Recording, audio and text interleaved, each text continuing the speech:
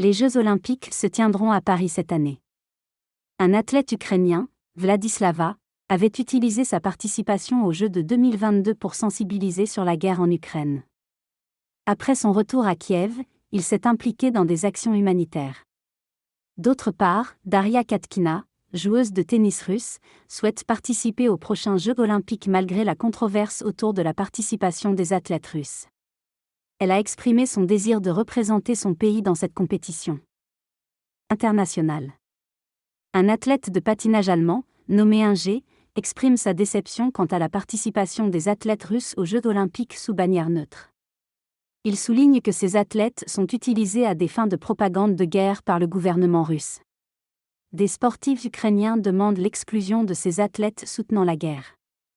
Inger est conscient de la situation mais souhaite pouvoir participer aux Jeux olympiques en tant que joueuse de tennis, bénéficiant de plus de liberté que d'autres athlètes en Russie.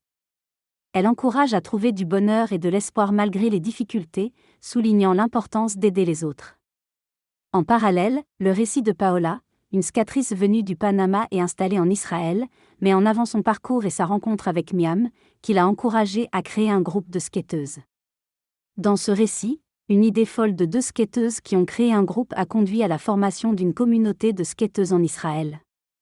Suite au événement du 7 octobre, marqué par des attaques, la communauté vit dans l'incertitude mais se soutient mutuellement.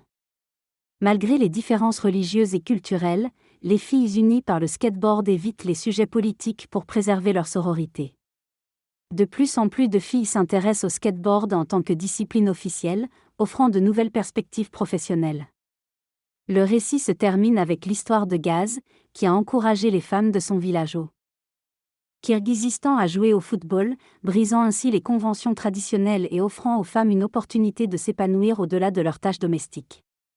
Dans ce dialogue, des femmes évoquent le poids des tâches ménagères qui les empêchent de jouer au football et de s'épanouir. Cependant, certaines parviennent à s'entraîner et participent à des tournois, brisant des tabous et trouvant une liberté nouvelle. Encouragée par une footballeuse renommée, elle réalise l'importance de prendre du temps pour elle-même.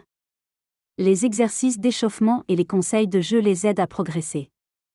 Jouer au football représente pour elle une chance de s'émanciper et de développer des compétences utiles pour leur réussite personnelle et sociale.